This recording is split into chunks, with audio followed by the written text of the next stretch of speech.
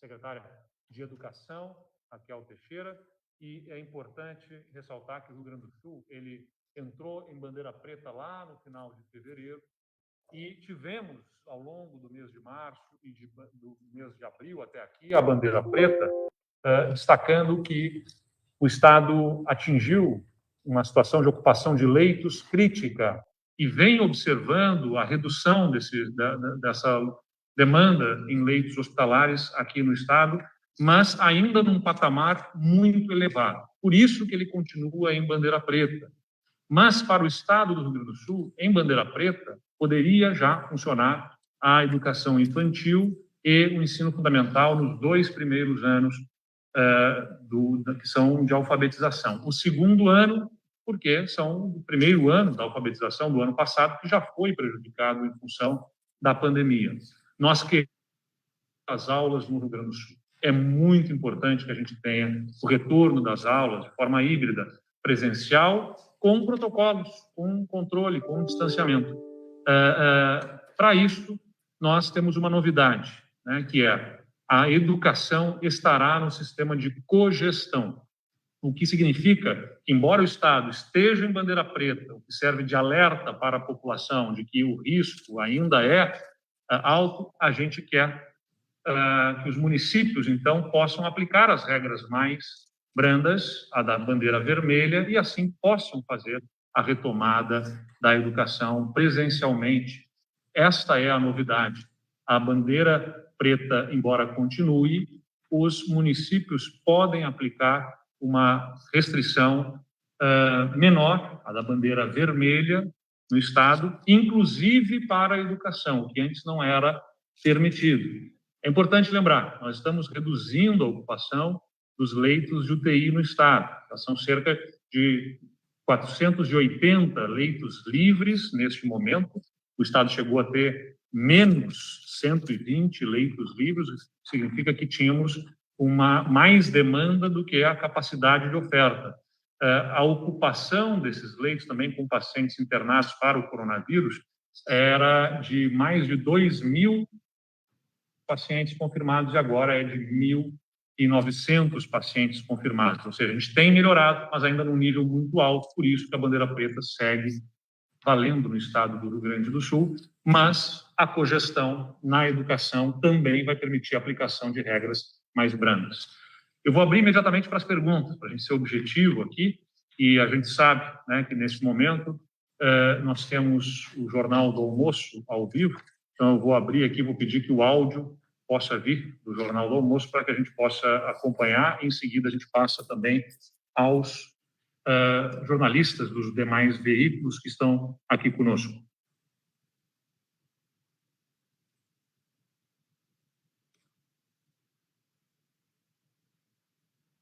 Eu preciso do áudio deles lá, né?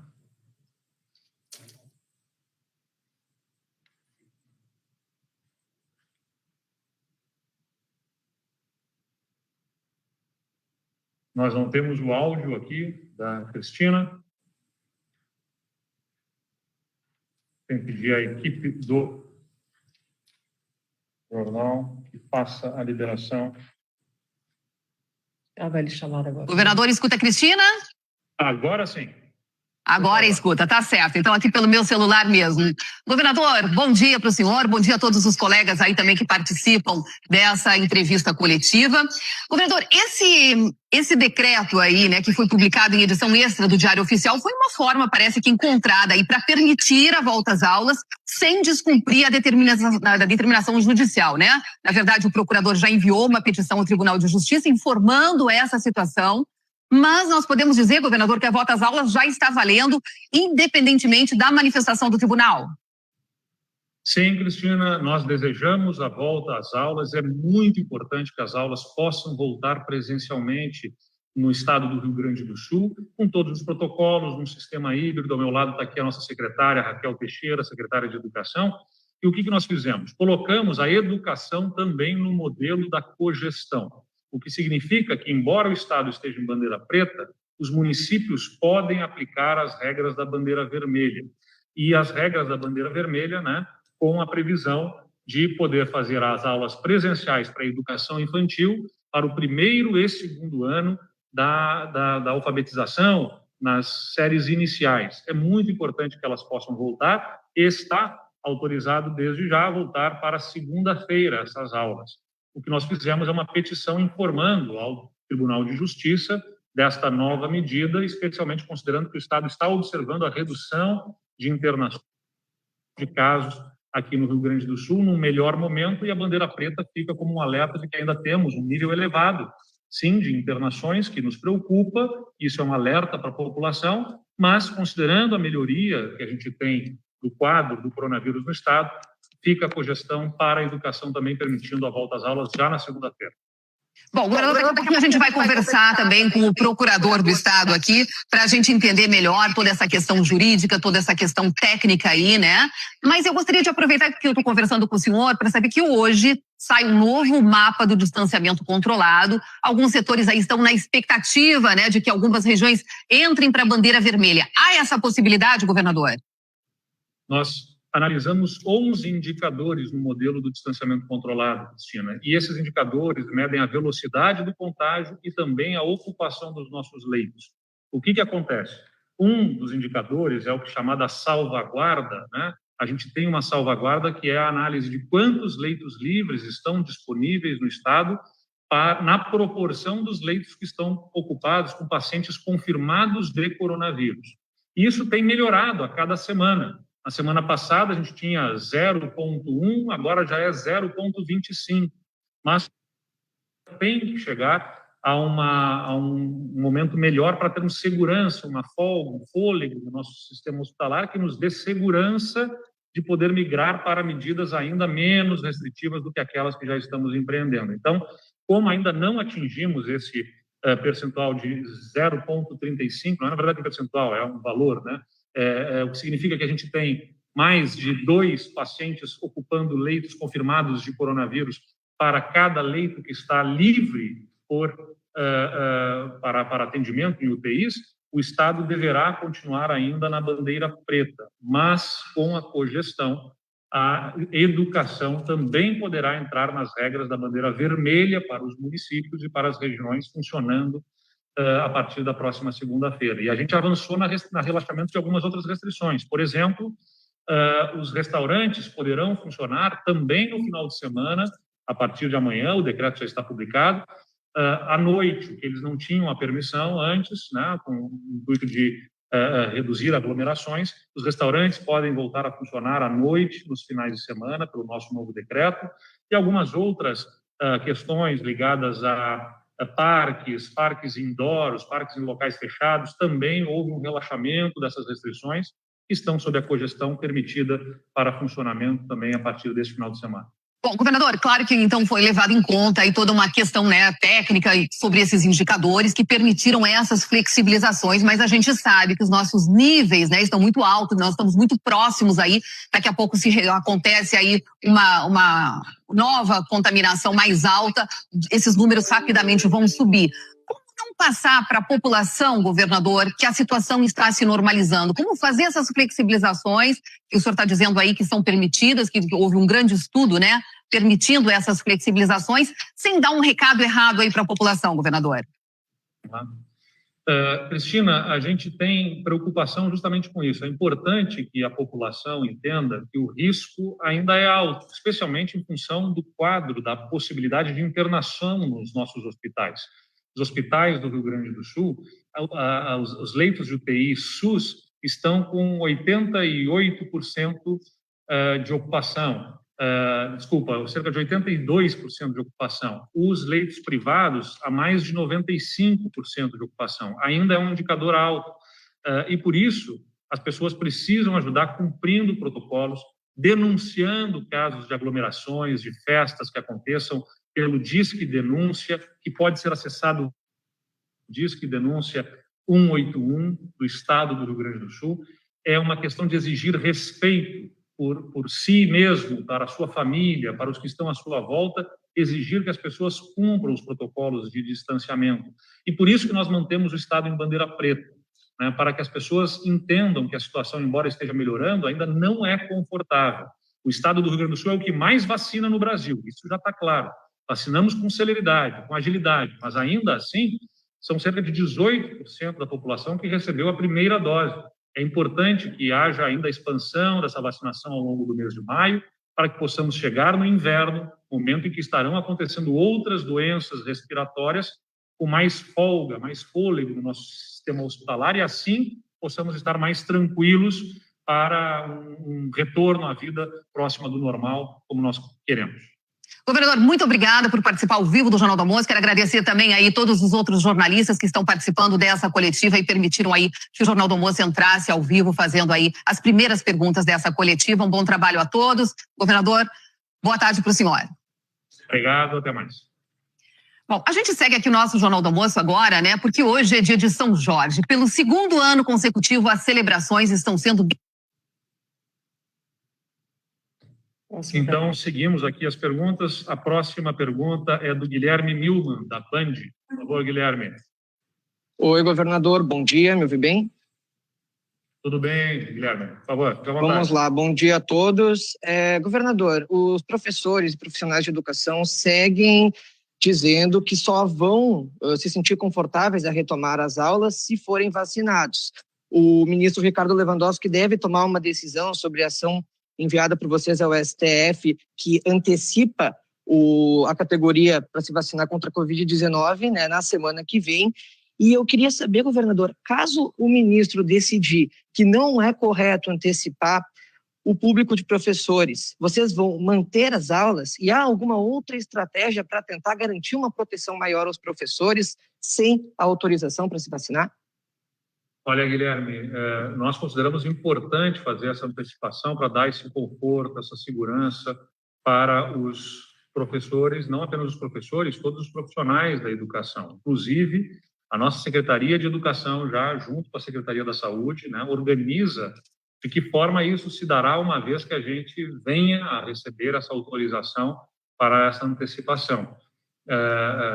Que deve começar, a nossa ideia, né, é educação infantil, né, em seguida das outras etapas de ensino, especialmente os profissionais a partir de determinada idade, em todas as redes, pública e privada, né, pública municipal, estadual e privada também, e esperamos muito poder obter essa autorização.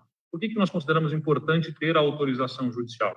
Porque existe um cronograma do Programa Nacional de Imunização, estamos no momento em que vamos avançar aí, depois de ter feito a primeira dose para os acima de 60 anos, alguns municípios já estão avançando com a autorização da CIB, né, que decide esse programa, né, da imunização no Estado a partir do Programa Nacional de Imunização, estão avançando sobre pessoas com mais de 58, 59 anos com comorbidades, né, hipertensos, diabéticos, obesos, enfim, as pessoas com comorbidades. Então, são cerca de 1.100.000 gaúchos nesta condição. Então, para que a gente possa avançar para a educação, a gente quer fazer a conciliação, não é passar a educação na frente desses, mas fazer conjuntamente, né? Ou seja, uma parte das vacinas, das doses, ser reservada para os profissionais de educação, para que a gente possa ter o retorno do ensino com absoluta tranquilidade. Bom, o que nós consideramos? Não é possível esperar a vacinação. Assim como profissionais de saúde não puderam parar de trabalhar na ponta em função de não ter vacina ao longo do ano, os profissionais que trabalham em supermercados não puderam parar de trabalhar, profissionais de transporte coletivo, quem trabalha em setor de energia, né, e tantas outras áreas essenciais não pararam de trabalhar para que pudessem seguir funcionando essas atividades essenciais. É importante que a educação, que é essencial especialmente nos anos iniciais, eu chego a equiparar aqui a educação nos anos iniciais como um serviço de saúde, porque tal qual um fisioterapeuta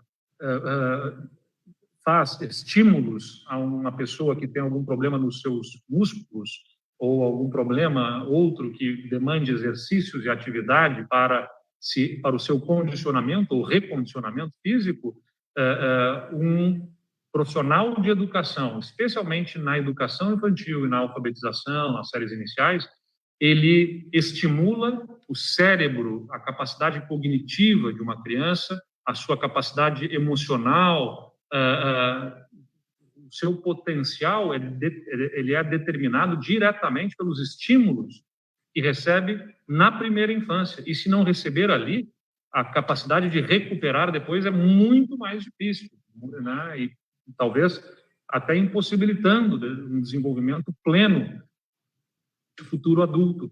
Então, é muito importante que a gente retome especialmente estas etapas de ensino que dificilmente conseguem ser cumpridas integralmente de forma remota. Agora, é importante lembrar, não defendemos um retorno ao normal como era antes da pandemia. Ninguém está falando aqui de encher turmas de crianças como se nada estivesse acontecendo. Existem protocolos, cuidados que devem ser tomados, né? E que estão estabelecidos e que, inclusive, consideramos, dão mais segurança para as crianças do que o que elas tenham hoje. Boa parte das crianças, né, o filho do motorista de ônibus, o filho da empacotadora ou da caixa de supermercado, o filho do enfermeiro, seja qual for a profissão, as pessoas que estão trabalhando estão ficando aonde? Né? Especialmente aquelas pessoas que não têm onde deixar os seus filhos, acabam ficando em condições mais precárias. Por isso que é tão importante a gente garantir esse retorno com cuidados, com protocolos, né? A gente sabe, a ciência já demonstra isso também, que as crianças, na maior parte das vezes, na esmagadora maioria, acabam ser acometidas com carga viral menor, com menor possibilidade de transmissão, e com todos os protocolos para redução de riscos, a gente entende que há possibilidade de um retorno seguro. Há insegurança ainda com a vacinação, mas não consideramos que seja possível esperar a vacinação, assim como eu disse. E outras categorias profissionais não puderam parar de funcionar, de trabalhar em função da falta da vacina, que nem havia ainda no ano passado, a educação não pode ficar esperando a vacina para retornar. Raquel, quer considerar alguma coisa também? Eu queria só... Bom dia, governador, bom dia a todos. Eu queria só reforçar o que o senhor disse e lembrar que, nesse retorno, as aulas serão opcionais para as famílias. Então, mas as escolas estarão abertas para acolher, principalmente aquelas mães que trabalham, que não têm onde deixar os filhos, as crianças que não têm conectividade, que não têm equipamento, os mais vulneráveis que precisam da escola, inclusive pela alimentação. Esses serão os prioritários nesse retorno já da semana que vem.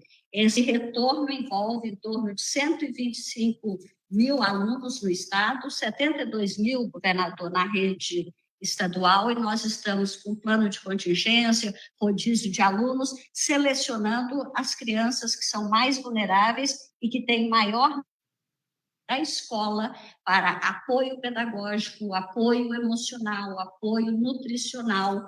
E os professores que são do grupo de risco estarão preservados em casa, estarão na escola, os professores que não têm nem idade avançada e nem comorbidade, mas que terão o cumprimento, estaremos cumprindo todas as contingências, né, de distanciamento, de álcool gel, de máscara. Estamos fazendo um trabalho maciço hoje, governador, na secretaria, de garantir as melhores condições em todas as escolas que estarão abertas semana que vem.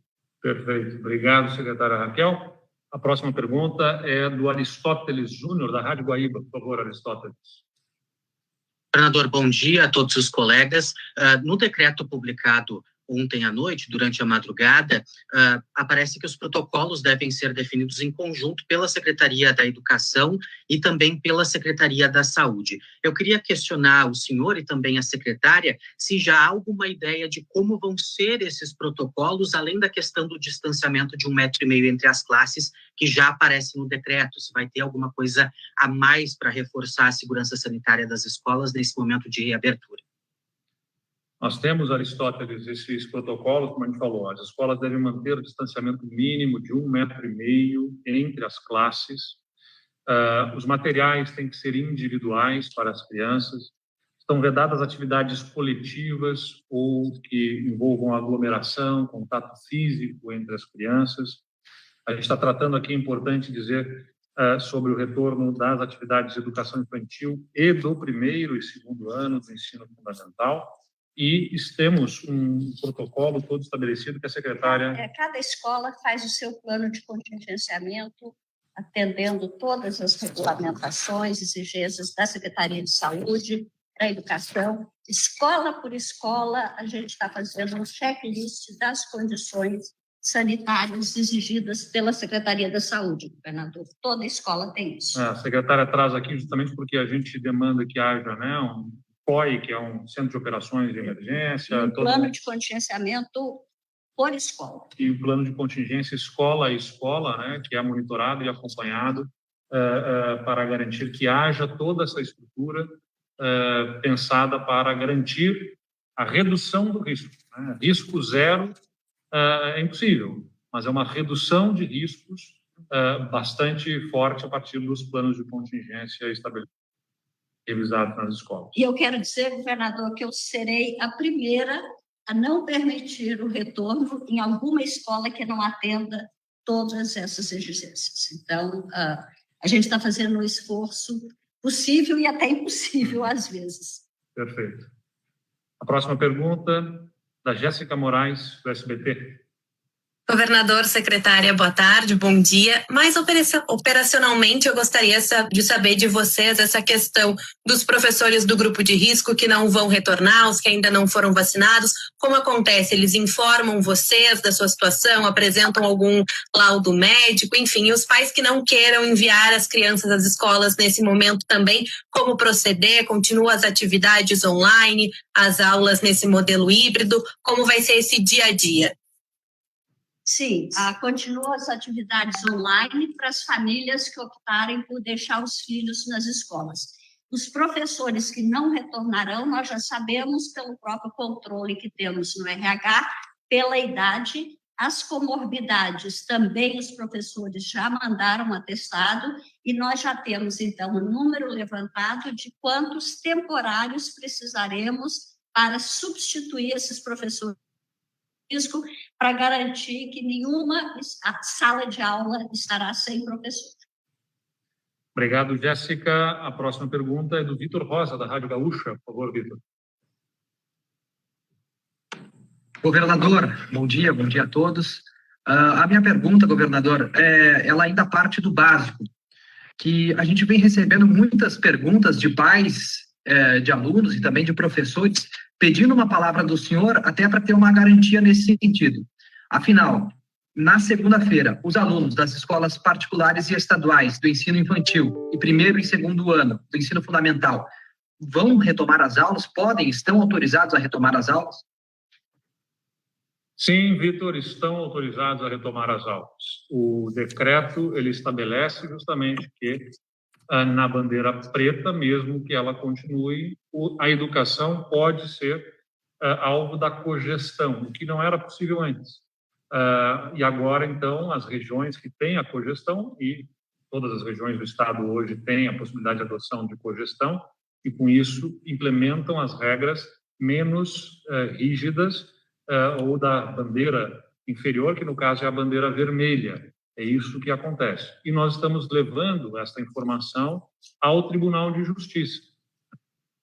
O governo do Estado, né, aquela restrição que havia na decisão judicial, ela não se aplica a esta nova situação, que é, mesmo que a bandeira preta esteja no Estado, por ser agora em cogestão à educação, a aplicação que a região dá de protocolos é a da bandeira vermelha, em regime de cogestão, e a educação pode, então, retornar. O nosso procurador-geral, doutor Eduardo Costa, pode...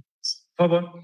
Eu queria acrescentar uma coisa, governador. Eu queria pedir aos pais que estão inseguros sobre se devem mandar as crianças para a escola na segunda ou não, que aguardem um comunicado do diretor da escola. Eu terei reunião agora às 14 horas com as 30 coordenações regionais.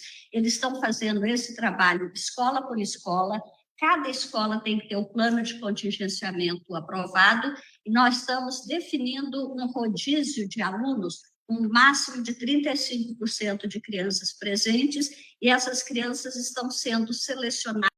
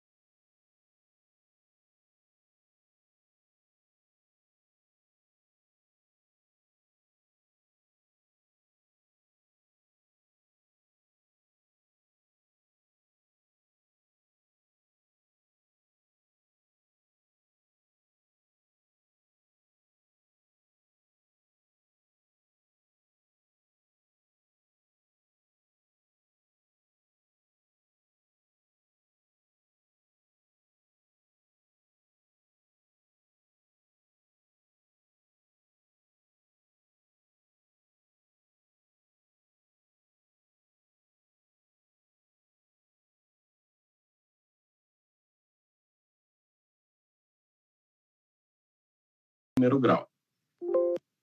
Obrigado, doutor Eduardo. Próxima pergunta da Gabriela Perufo, do Diário de Santa Maria. Bom dia, governador. Bom dia, secretária. Diante desse cenário aí de volta às aulas de forma híbrida e de revezamento, a gente sabe que tem escolas estaduais aqui no nosso município, e creio que isso pode acontecer em outras cidades, que enfrentam problema de funcionários de limpeza, e não existe o quadro completo. No caso de profissionais que são afastados justamente pelo quadro de saúde ou pela idade, isso acaba sendo acentuado nesse momento. E também que é preciso investimento, né, em equipamentos de segurança, principalmente na rede pública.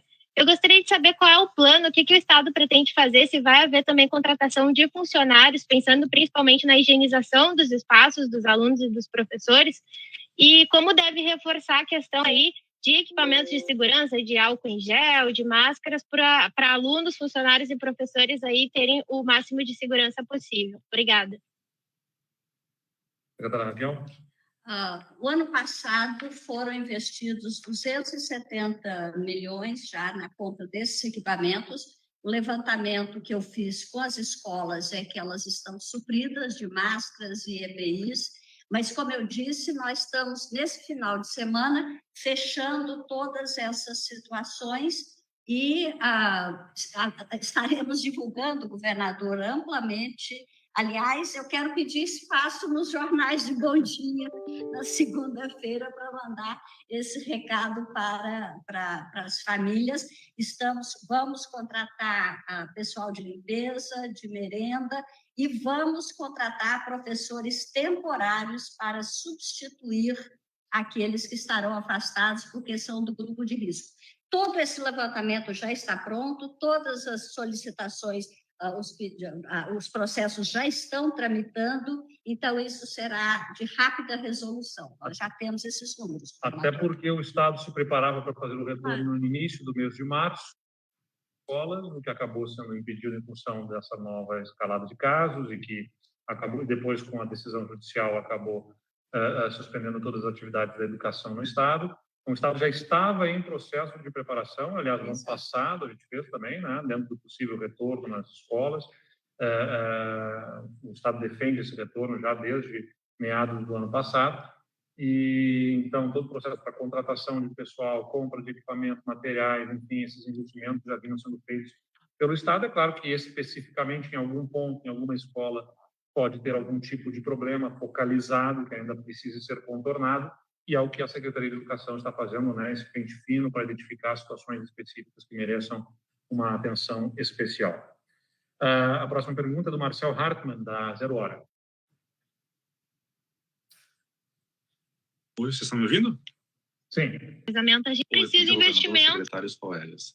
A minha dúvida até faz acho que umas 2 semanas eu entrevistei a secretária e ela mencionou também esse entendimento agora da intenção de abrir as escolas, né, que consigam respeitar os protocolos, mas também de manter fechadas aquelas que justifiquem que não conseguem seguir os protocolos e as regras sanitárias.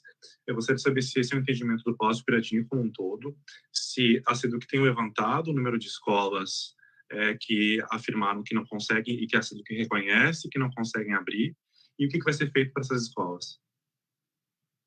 Olha, Marcel, foram levantadas 160 escolas que tinham a situação mais precarizada. Foi feita uma força-tarefa da Secretaria de Obras, com planejamento, com educação. Eu vou ter a resposta agora à tarde. Saindo daqui, estou indo para a Secretaria para ver dessas 160 quais já foram atendidas, quais não foram. Eu hoje, agora, não saberia te dar esse número, porque isso está sendo finalizado exatamente pela minha equipe que está reunida lá na Secretaria. Fico devendo essa, Marcelo. Estamos falando, é importante dizer, 160 escolas em 2.500. Mais de 2.000, quase 2.500 escolas que o Estado tem na sua rede, né? Então, às vezes um problema de janela na sala de aula que não abre por algum tipo de problema, enfim, a questão do sanitário, da cozinha, enfim, algum problema de infraestrutura que seja determinante para garantir as condições de higiene, né, e de ventilação suficientes para garantir maior condição de segurança para aqueles que estão ali frequentando. Então, são esses tipos de problemas que a gente analisa, né? Como eu disse, de equipamentos, de materiais de limpeza, de contratação de pessoal, a gente está segurando isso para todas as escolas. E planejamento, no caso, se eu for o pai de uma dessas escolas, digamos, meu filho ou minha filha está matriculado nessa escola, e eu quero que ele volte para as aulas, mas a escola, por algum motivo, não consiga abrir. Tem alguma saída para esse pai? Eu levo ele para outra escola? Eu não tenho que fazer? Vai ter que ter uma saída, Marcel. Eu não fui apresentada nenhuma situação dessa ainda, mas aí teremos que ver a escola mais próxima ou levar material didático na casa da criança por alguns dias até que a escola seja reaberta. Mas o que eu posso garantir é que todos os alunos têm direito à aula, seja presencial, seja remoto, e todos os esforços serão feitos, envidados para que esse direito do aluno seja contemplado, né? E trabalhar para que essa restrição seja pelo menor tempo possível, claro, né? Claro. A Ana Capelari, da RDC TV, a próxima, por favor, Ana. Boa tarde. Se não retornar segunda-feira às aulas, existe alguma outra expectativa de datas? E quantas escolas devem retornar ao ensino, às aulas? Nós estamos falando aqui da liberação para as aulas, né, na educação infantil, primeiro e segundo são os que podem ir para a cogestão. É importante dizer que também cursos livres, né, também estão sendo permitidos, os cursos que são de grupos pequenos, né, de inglês, de línguas, enfim, de danças, de outras atividades. E nós estamos trabalhando aqui com a liberação das redes pública e privada, ou seja, educação infantil é majoritariamente escolas municipais, escolas dos municípios, e as escolas privadas também, as escolinhas infantis privadas. E as séries iniciais também são majoritariamente públicas, municipais. O Estado tem uma presença já mais forte também em alfabetização no ensino fundamental, mas ainda é majoritariamente do município nessa etapa, e as escolas privadas também. Não sei se a gente tem um número total das escolas, a gente pode providenciar isso para passar a vocês em seguida?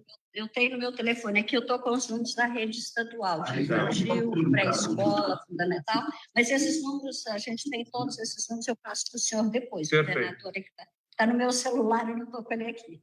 Perfeito. Então, esses números a gente pode passar para vocês, e aí a gente trabalha com a lógica do retorno na segunda-feira. Como falou a secretária Raquel aqui, o decreto que o Estado tinha agora passou a prever a cogestão na educação. E a cogestão na educação significa que a região pode aplicar as regras da bandeira vermelha, nesse caso, mesmo que esteja em bandeira preta. Isso é uma novidade, um fato novo, que ajuda, né, a dar a garantia para que a decisão judicial, sendo respeitada, né, possa, nesse caso, acompanhar esta visão de que as escolas podem retornar. Se não houver essa possibilidade por alguma decisão que sobrevenha, bom, vamos continuar trabalhando intensamente para que se contorne essa dificuldade e se garanta o retorno presencial pelos motivos que eu já expus aqui no início, né? Pelo que isso impacta na vida individualmente das crianças, das famílias e coletivamente, porque o país e o Rio Grande do Sul enfrentarão problemas futuros por falta de formação do seu capital humano, né, que terá uma deficiência do ponto de vista cognitivo, do ponto de vista emocional até, pela falta das aulas. Mais do que isso, né? Haverá uma quebra de isonomia, inclusive, entre as federações. Estados que estão com situação mais crítica do que a nossa estão com as escolas funcionando, e nós não estamos funcionando com as escolas aqui, né? Não faz sentido que isso aconteça dessa forma. Aliás, a própria decisão do Supremo Tribunal Federal, quando diz sobre a questão da abertura das igrejas, por exemplo, ou a possibilidade de fechar as igrejas, foi no sentido de que o executivo, com os dados, com as informações que tem do ponto de vista sanitário, que deve tomar essa decisão. Então, se decidiu ali que não se podia forçar a abertura das igrejas, que o executivo poderia ter a possibilidade de fechar as igrejas. Pela mesma lógica, né, nós entendemos, bom, se o executivo pode decidir fechar, ele também pode decidir abrir, né, e nós entendemos, portanto, que a decisão judicial deve ser afastada, especialmente considerando essa nova situação que o decreto apresenta. Certo, obrigada. Só um minutinho, acho que é importante, o senhor já disse isso, mas é importante ficar bem entendido, bem claro, né? Juridicamente, legalmente, todas as escolas estão aptas a começar na segunda-feira. Na rede estadual, eu queria reforçar a ideia de que nem todas podem começar na segunda, pode ser terça ou quarta, por isso eu disse, aguardem os comunicados, porque eu só permitirei, governador, a abertura, garantidas todas as condições. O ponto foi levantada a restrição. Né? Agora, o retorno depende de situações específicas das escolas, né? Que eventualmente não conseguem ter a remobilização imediatamente para terça-feira, e aí escola tem que ser analisado o caso da possibilidade dela retornar. Isso. A próxima pergunta é da Aline Clement, da Pampa, por favor. Está no mudo, Aline, por favor. Tem que abrir o microfone. Aí, estão me ouvindo? Sim, agora sim. Boa tarde, governador. Boa tarde, secretária. Na hipótese de não haver uma regressão de bandeira, ou seja, ficar daqui para melhor ou pelo menos estabilizar a situação, existe alguma projeção para o retorno das outras séries? Sim, o que nós estamos fazendo, Aline, aqui é a possibilidade da cogestão para, na bandeira preta, adotar as regras da bandeira vermelha para a educação infantil, primeiro e segundo ano. Tá? O que acontece? O Estado está observando constantemente uma melhora, como eu falei, nos seus indicadores de ocupação de leitos, porque a salvaguarda é que está colocando o Estado na bandeira preta, porque a gente ainda tem hoje 0,25 na proporção, né, entre leitos livres e leitos confirmados para coronavírus. Significa que para cada leito livre há, na verdade, 3 pessoas ocupando leitos confirmados com coronavírus. E 3 ou 4 pessoas, na verdade, praticamente 4 pessoas ocupando leitos com casos confirmados de coronavírus.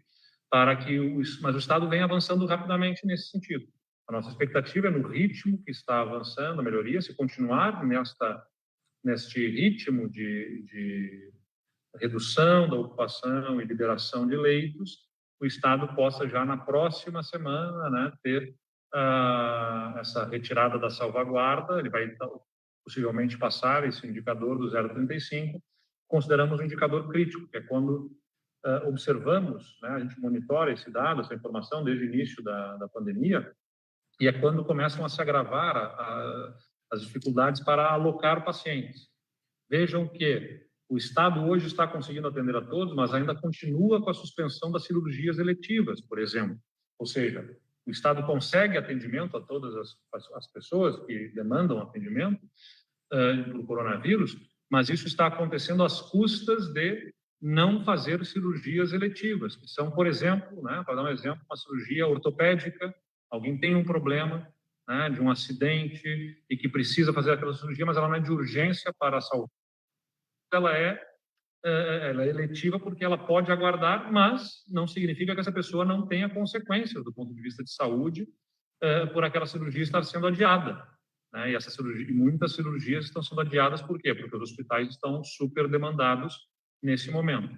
Na semana que vem, o nosso Comitê de Operações de Emergência ele se reúne para avaliar se pode retornar para as cirurgias eletivas ou não.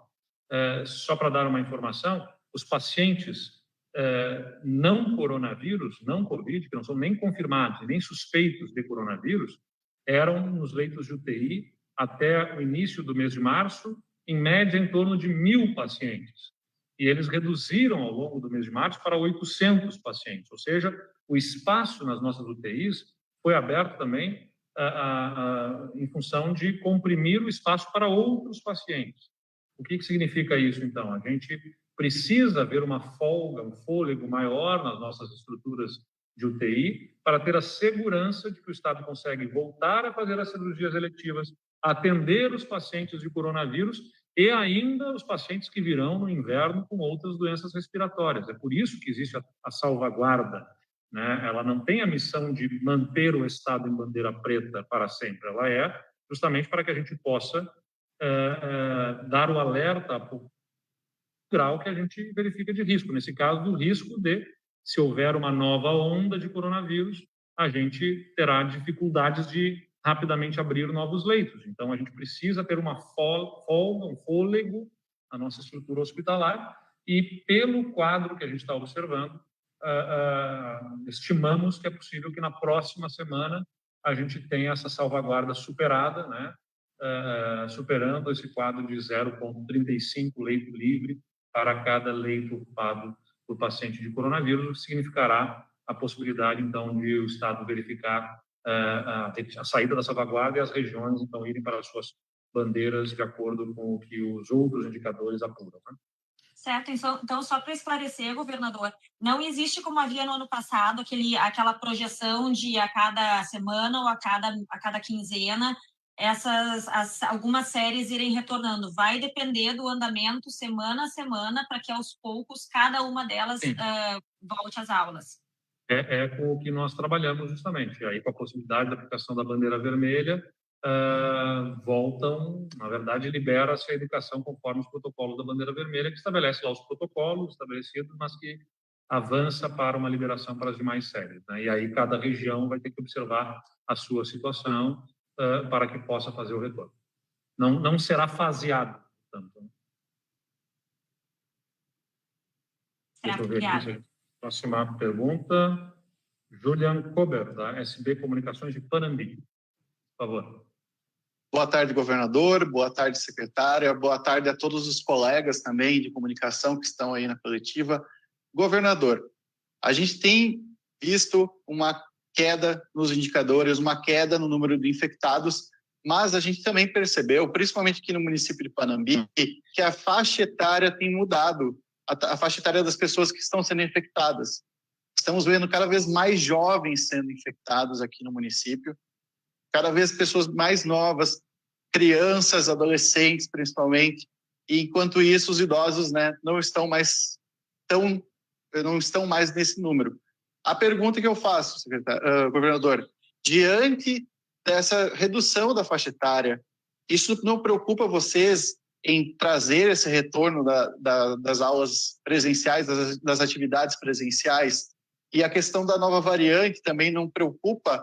É o momento agora da gente estar fazendo isso? Como é que nós podemos garantir que não vamos ter um aumento de crianças e de adolescentes infectados com a Covid-19?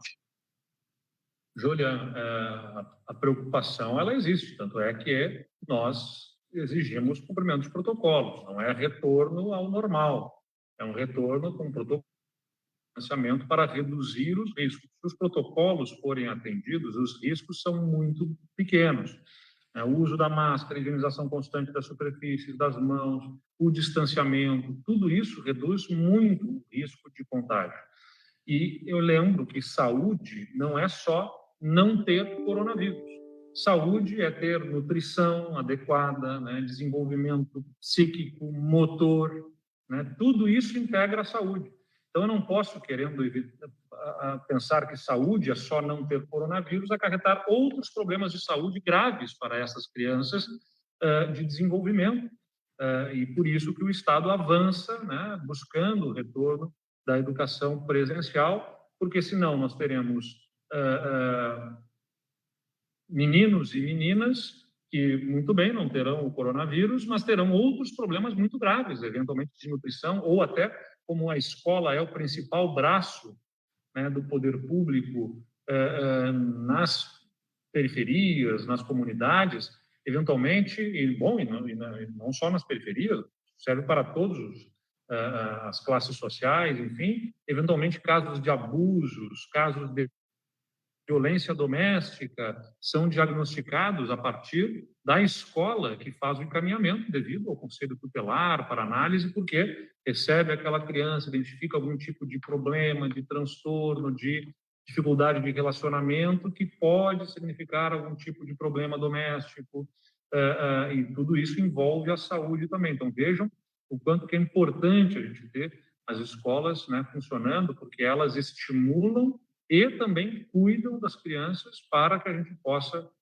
garantir um desenvolvimento completo de toda a potencialidade, senão a gente terá já problemas graves pelo período que já se ficou sem aula, teríamos um problema ainda mais grave se mantivesse a situação como ela está. Embora a gente veja, claro, pelo crescimento da pandemia, especialmente no mês de março, com o avanço da imunização das pessoas de mais idade, naturalmente a proporção dos jovens, que são principalmente os principais públicos internados, a gente tem uma proporção deles maior, né? Naturalmente pela diminuição dos de mais idade também. Pergunta agora é da Valesca Luz, da Rádio Acústica de Camaquã.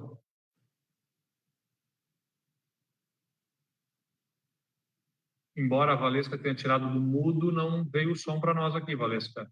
Não sei se tem alguma questão no equipamento.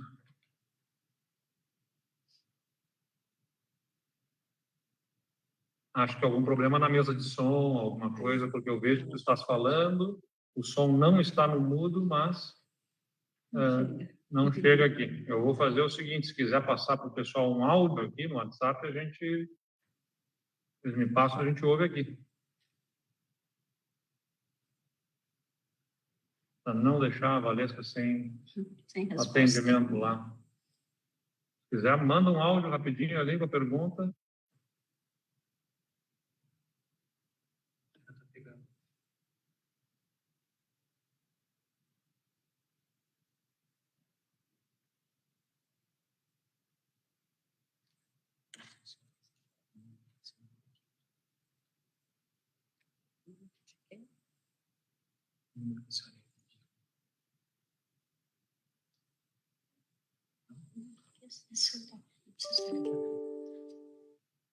Fernanda manda para nós no grupo aqui da comunicação? Sim. Pessoal, desculpe me intrometer, ela mandou no chat ali, digitou a pergunta. Está chegando aqui para nós. Mandou. Como o governo do estado pretende monitorar para que os protocolos sejam realmente seguidos dentro da sala de aula? A secretária Raquel estava explicando aqui, a gente recebe os planos de contingência e as nossas coordenadorias de educação fazem esse acompanhamento, junto com as prefeituras, junto com a fiscalização que existe para os casos de denúncias de Covid, né? E as restrições, Valesca, são bastante rígidas, né? Nós vamos ter na escola, à medida, inclusive, que for aumentando para as outras séries, no início, 35% só dos alunos por dia. Então, ou 25%, dependendo das condições da escola. Se ela não tiver a condição de distanciamento adequado, será 25%. Então, 25% vai na segunda-feira, 25% vai na terça, 25% na quarta. Nós teremos bolhas de alunos que terão horários diferentes de entrada, lugares marcados de onde não pode ser ocupado, todas as instruções documentadas e mostradas fisicamente na escola, e faremos o acompanhamento de temperatura, tosse, o espirro, o aluno já é afastado, cada escola tem que criar uma sala de isolamento para eventual detecção de algum sintoma e encaminhamento para o posto médico mais próximo. Então, isso está bem documentado, governador. E só para completar, ela agregou aqui também a questão das creches. As creches estão inseridas dentro da rede de educação infantil, né? Que é, na verdade, as creches eram uma nomenclatura já até antiga, né? Educação infantil, que pega justamente o cuidado com as crianças de 0 a 3 anos e também dos 4 e 5 anos na pré-escola, né? Então, sendo essas as perguntas, a gente agradece a todos e desejamos uma boa tarde a todos. Muito obrigado.